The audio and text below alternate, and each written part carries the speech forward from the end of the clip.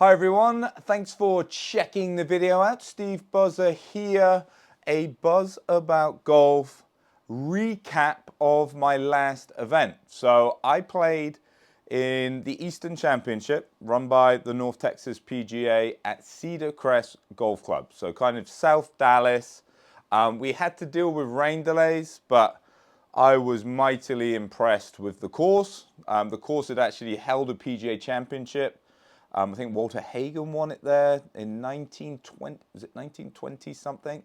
God, don't go into the details if you don't know the details, Steve. But Tillinghast Golf Course, beautiful layout. I had an incredible time. North Texas PGA always run a great event.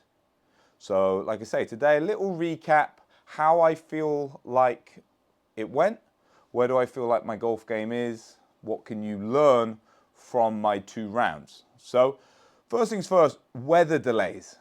And weather delays, never fun, but how do we deal with them? So first things first, got to be prepared to go back out. I know that sounds simple, but I think too often people come off and, you know, it's gloomy, raining, lightning, you go, oh, we're never going to get to play again. You know, so yeah, I have to almost switch your mind off, because there's no point of being wired, ready to go if you're going to have a wait. Day one, we had 3 hours. So you need to be able to switch off, but not leave mentally. So be prepared to go out. You might be going out in rain. It might not, the conditions might not be great afterwards. The course might not be as good as it was. But you know, you have to be open to going back out. Kind of said the second bit, in a rain delay, I'm not massively focused on the golf course. Day 2, I hit a great bunker shot to 3 feet, and then the siren went off. You know, I don't want to be spending an hour and a half going crazy about this 3-foot putt. You know, so you almost want to get away, chat with the guys, talk about different things. If you're feeling a little nervous, so let's say you're in a club championship situation. Maybe it's a match play situation. You're playing with the guy, so you're almost now sitting with your competition. That might be a time I go sit in the car. You know, I want to try and get away from it. Most of the time, if your friends are there, there's other things, life, sport, other sports, your favorite team, other things that you can talk about. Usually that naturally happens, but I'm kind of getting away from it. And then when it's time to go back out on the course, I'm just getting the body going again. So I'm going to go do some stretching. You'll see on the tour, they tend to be given time to go back out on the range. If that's available to you, absolutely do it. But for me, going through a stretching routine, I just finished, I did a 3D functional golf coach certification with the Grays Institute. I've been using that. I've used that before the round. It's quick, it's simple. So before I went back out, you know, I did that for a little bit, and that kind of got the muscle firing again. And then you go out. If nothing else, it's the same for everyone. So you go, look, let's go out, see what I can do. You can only try and apply yourself to the best of your ability. So if you're now starting to feel a little lethargic because of the delay, just go, look, my definition of excellence, doing as good as you can do with what you've got in that moment in time. If I'm feeling a little lethargic, yeah, the weather delay wasn't ideal for me, but let's just take what I've got, use it to the best of my ability. So that's kind of the weather delays. On a little side note, I had a great thing happen on day 1, and I've got to thank my playing partner. He went from nice guy to best friend in 1 moment. The rules of golf. So if the siren goes off for thunder, you're not allowed to continue. It's dangerous play. You've got to get off the course. That happened both days at this event. So if you carry on playing, that's going to cause you issues. You're getting, I think it's a DQ. Penalty shots at worst. At best, I should say, I think it's a DQ. When the siren goes for bad light, you do have the option to finish the hole that you're on. So in this situation, that my playing partner is swinging, and he had started his swing. He's going, and then we get the notion that the horn's going. He strikes it. The horn is going as he's striking it. He got the hole going. He got the hole underway, meaning we were allowed to finish the hole. Can you remember at the Players' Championship a few years ago, Ian Poulter sprinted from 17 to 18? That's exactly what he was doing. Let's start the hole, then we're allowed to finish it. In this situation, it was a par 3, so for us it was, great situation. Yes, it was getting a bit dark, but let's hit the green, let's 2-putt. We didn't have to come really early. My round 2 tee time was 1:30. I would have had to come back at I think 7 a.m. to, maybe it was a bit earlier, to finish that one hole. My best friend made sure that didn't happen. So that was a big, you can see I was more excited about that than anything else in the event. The event itself, day 1, shot 2 over. Day 2, I shot level par. Lots of good, lots of areas in which I feel like I can work on. So from a strokes gained perspective, the big one that I was really excited about, day 1, my strokes gained putting was +4, which is that's incredible. Day 2, I was also in the plus. So with the changes I've made, I've got the broom handle, the lab putter in the bag, and I'm really excited about that. If you've seen the video I did on that lab golf putter, I think not only going to go from a struggling putter to a competent putter, I genuinely feel like I can be an excellent putter. I demonstrated that day 1. Day 2, I was better than tour average. So again, as somebody that historically struggled with their putting, that's a great, great place to be. I did miss a couple short ones. One in particular, needed to give it a bit of break. I'm not sure I'm aiming in the right place. And I double bluffed myself. Oh, I don't want to miss high, and then I end up missing low. Just didn't make the best of strokes. Slight lapse of concentration. So that one I can kind of learn from. Day 2, I finished birdie, birdie, birdie to get a top 30 and actually get into the money. I obviously didn't know that at the time, but I was very pleased with the finish. I kept going, and that was the thing. Iron play was very good. I'm really happy with my equipment in general. The driver, so a couple things that I really need to work on. And my golf game, and if I go back to when I was an amateur and when I initially turned pro, and if you watch the YouTube videos back then, I used to do a lot of playing videos. My putting was always the weak link. I now feel like that's not the case. I really do feel like I can utilize my long game. So really happy with the putter, really happy with my irons. I hit some great iron shots. The driver, and I'm really happy with my driver, and I'm driving it really, really well. The one thing I did, I was still a little reactional. And it's almost, and I didn't hit many fairways, and I feel like it's more. So what I've been saying to my clients is almost feel like off the tee, it's baseball. As long as it's not a foul ball. So as long as it's in the wedge, that's all you need to do with driver. What I have been doing, and this again, I haven't played a great deal of competition golf, and sometimes I just need to show a little bit more commitment, is if I feel like there's more trouble on the right, I'm aiming too far to the left, and it's making the hole narrower because I'm aiming safer. So appreciate with driver. If you hit 20 drives, or let's use with the par 3s, let's say we're going to hit about 14 drives. So let's say I've hit 14 drives and I hit at, let's say here, I'm hitting at the camera. I can hit 14 competent drives, and they're going to be spread across. They're not all going to be in a straight line. They're not all going to be left. They're not all going to be right. They're going to be scattered a little bit. And I need to get the middle of that dispersion where I aim. What I've been doing is I'm almost playing too safe. I'm taking too safe of a line. And what it means, I hit a good shot, and because I've made the whole half, I'm either in the rough when I should be on the fairway, or I can actually be in the trouble. A great example, the 10th, par 5. Day 1, I miss it on the right. Got a little lucky, had access to the green, hit it on the green, made birdie. Day 2, I then go, I need to aim a little bit more to the left to make sure I don't go right again. Couple things had happened. Day 1, the wind was coming across, so it was helping the ball go to the right.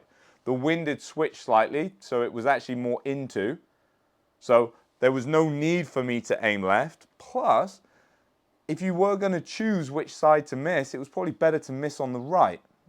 So you can see where the story's going. I aim down the left. I rip it, but it turns a little bit into the left. Because if I'd aimed straight, it would be left-hand side of the fairway. Because I'd already aimed left, it's finished in the trees. And there's a water hazard that I had to go over. So even though I had a mid-iron, I've had to chip it out. So can you see, for me, that's commitment to the line.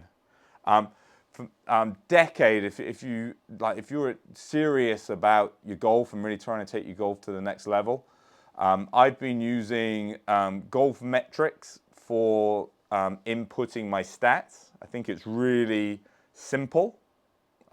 It's not even a case, is it the best? It's simple. And I know you can get like RCOS, etc., and have it do it through the round, which I'm a big fan of, by the way. I think about it a lot when I finish. So what I like about the Golf Metrics app is I can go in, I just input, and it's almost puts closure on the round. I then see where I was. I probably pulled some stats up here as I've been speaking. So I like that. And Decade, and don't get Decade, actually you can do a more extensive analysis. But where I love the Decade app is in preparation, you can go in and you can put in the dispersion for your driver, and you can start allocating where you're going to aim. I did this before I played. So I actually went in the Decade app, and then I worked out all the lines to the where I should be aiming. I think I need to spend a little bit more time establishing my dispersion. I use the Tour generic, how wide they hit, 65 yards. So I need to make it a little bit more specific to me. Plus, if I'm aiming, let's say, straight down the fairway, I want to look at, is there a natural bias slightly left, slightly right, so I can offset that in my alignment. I don't know the answer to those two questions. I know I'm driving it great, but I'll be able to plan my shots better if I know those other two. So I think that's just going to come from, playing. From a mechanical perspective, and it kind of leads on from what I just said, because of where I was aiming with driver, plus I'm naturally, I hit it quite far and the place was quite narrow. I'm going to miss fairways. But I was hitting my wedges long a lot. 4, 5, 6 chances I think I had in day 1 where I've kind of got a wedge in my hand and I'm missing the green. My chip in, everything was pretty good, but I don't want the stress. I shouldn't be missing with wedges.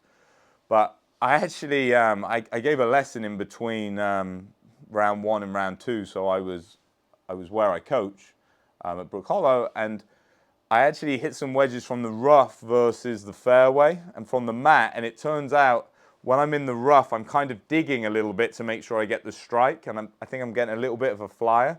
So the ball is going significantly further. So like an 80-yarder from the fairway is kind of going 100 yards from the rough. So that was a strategy issue again, but that one more so I almost had to learn the hard way. You know, because when I was making the mistakes in the moment, I thought it was just a lack of awareness of how big the swing needed to be. After I subsequently did a little bit of testing, fairway and the mat gave me the same yardages. If I tried to hit it 80, I was hitting it 80. As soon as I went in the rough, they started going further. So I needed to just play around with that a bit more. We live and we learn. Sometimes we learn in the moment. I'm not playing, or I don't get to play as much as I would like now because I'm busy. So that might have been something that if I played multiple rounds leading in, I would have worked out before the round. But either or I hadn't, but I've learned now, and I can take that information into the future. So can you see? And can you see this is a very positive thing?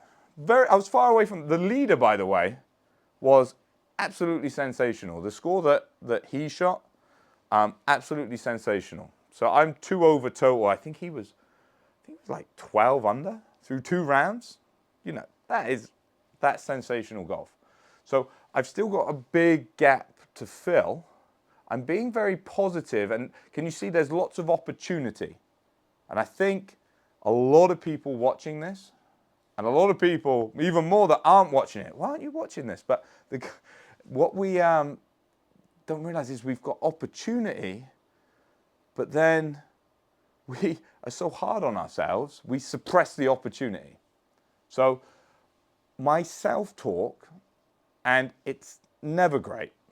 It's I'm very hard on myself.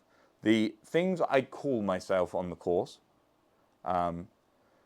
lots of references to me being fat. So I'm a fat this, I'm a fat that, I'm a fat, I'm a fat. I called myself a mental midget on one of the holes. And then a lot of the time I called myself a word that is associated with Tuesdays. I'm not going to repeat here, but I'm very, very self-loathing in my self-talk.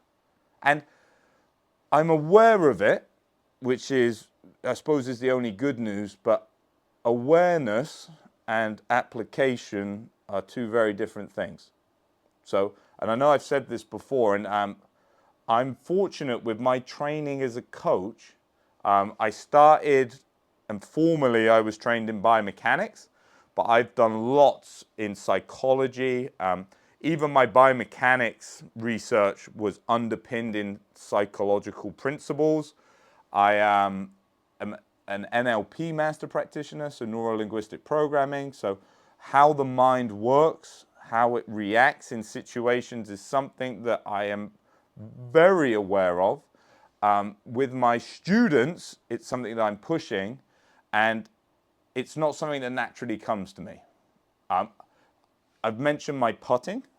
My putting was poor. I found solution to be good, and I will find a solution to be better at this. I was at a conference a couple weeks ago, and John Graham, who is like the godfather of positive psychology, of being happy. The big thing I took away from his presentation is he wasn't naturally that guy. So don't use it as an excuse. My putting, and I still get it on my, oh, you're rubbish at putting. I was rubbish at putting. But I'm not fixed mindset. Just because I was rubbish doesn't mean I have to remain rubbish. Just because I'm naturally negative in my self-talk doesn't mean I have to keep it there. And I love, and I was going to say I read this, but I watched it in a reel. There was a gentleman talking about the difference between the world #1 tennis player and the world 25th in the world. What was the difference? And they looked at many variables. Was it what they eat? No. Where they practice? No. How they practice? No. How much they practice? Where they grew up? You know, this, that, the other. It was none of that. One of the things that really underpinned change was how they spoke to themselves in between points. And after seeing that subsequently, and if you haven't seen this, I would highly recommend you go and see it, or go find it. Roger Federer, I believe he was speaking to the students at Dartmouth College. I believe that's where he was. But Roger Federer is talking about how even in his dominance, so he won 80% of his matches in his career, but he only won 54% of the points. And he was very clear on, look, a point is a point. You know, whether it's a lost one because he unforced error, whether it was an incredible shot, you know, a winner, whether it was a double fault, whether it was this, whether it was all just worth a point. And his ability to just move on to the next point. And being self-loathing doesn't help you. And like I said, that's kind of where my default is. I'm quite analytical in my mind, and I want to do well. I want to do well, and I'm hard on myself. The par 5, I hit a pretty good shot, but I didn't like how I wasn't committing to it. So even with a good shot, I was very negative in my reaction to it. So and you know, you go, look, let's work on the commitment. I mentioned that with the driver. I need to commit to the lines better. But how I react to it, because if you react negatively, and I mentioned putting, I'm over the moon. I said in that earlier one, I do not class myself as a bad putter anymore. And I've done lots of work. I found solutions. I was poor because I didn't know the solutions. I went and found the solutions. Half for me, and half because I've done so much education to coach other people, I found solutions for me, looking for solutions for others. But I found the solutions. Hit a chip to 3 feet. I mentioned the putting, that's where it comes back. I said I missed a 3-footer. I hit a chip that was okay. A chip to 3 feet is never that bad, but I didn't like it. Very negative in my self-talk. That's crap, you know, you always do this, Steve, blah, blah, blah, blah, blah. I then you see, it gets in the old brain. And then that can be the thing that opens the crap to doubt, and then that causes the miss. You miss a 3-footer, strokes gained, you're basically losing a shot. And you see it probably stemmed off the chip, not the putt. Because the chip made me vulnerable, not how I played the chip, but how I reacted to the chip. That made me vulnerable. That opened the crack. So then when I'm standing there, I don't think I'm aiming right. This might miss high. Bang. So you see, self-talk, massive. It's what I'm going to work on. Like I said, I'm very fortunate. I have the tools at my disposal. One of the big tools I have is flow code. That's something that I have been using with my students. I've been using their principles. That is something that I'm really using. And that is something that, like I said, how do they say it? Intention means nothing, results mean everything. I think that's a Tony Robbins quote. Doesn't matter that I know I'm going to have positive self-talk. You got to live it. And you can change it. You know, that the beauty of all of the mind work that I have done over the last few years is everybody is capable of change. And if you say you're not, that's what the issue is. So I will change it. I will change my demeanor. There's a few other things going on with the delays. I did a fitness challenge kind of last month, and I was really starting to eat well. Kind of went into holiday mode. I haven't been eating particularly well. So my energy levels were far superior to that of last year, but they could still be better. If I need to regulate my emotions, and I know I tend to dip into the negative, what I eat, how I fuel my system, how I prepare, these things need to be on point for me, because if those create fatigue, and a lot of the time I unfortunately tend to partake in energy drinks. I tend to have too many energy drinks. You know, they then make you jittery. They can kind of get you a little bit on the depressive side of where you want to be. Then again, it opens the little cracks. So know who you are as a person. Let's do some pre-changes. Let's not wait until that we get issues. If we know this is how I usually behave, let's put in some solutions prior to it happening. So for me, I need to get my eating a bit more on point, you know, fuel myself better, and then work on the self-talk everywhere. You're not going to switch that on. This is a life thing. This is a life thing. So every time something happens, let's speak in the positive. It's Megan is a specialist in junior coaching. So when someone says something negative, she makes them say 2 things positive. And you go, oh, that's too simple. Usually the simple stuff works. So again, it's putting these little things in there. A Tony Robbins thing that I really like is, so let's use this. I'm the biggest moron to ever swing a golf club. So I think that's one of the ones I used. Can you see I've said that, and it's got meaning because of the tone in which I said it. So Tony Robbins' solution is take your finger, whoop, whoop, in your nose, and then say it stupidly. I'm the biggest moron ever to swing a golf club. Can you see that?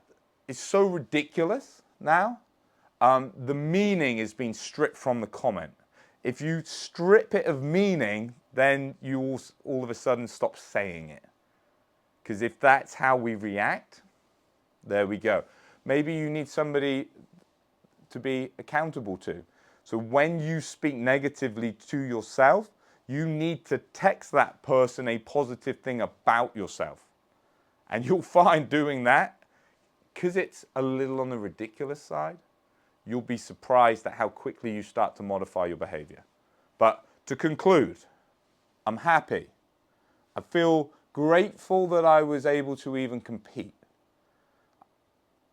I feel grateful that I can get better.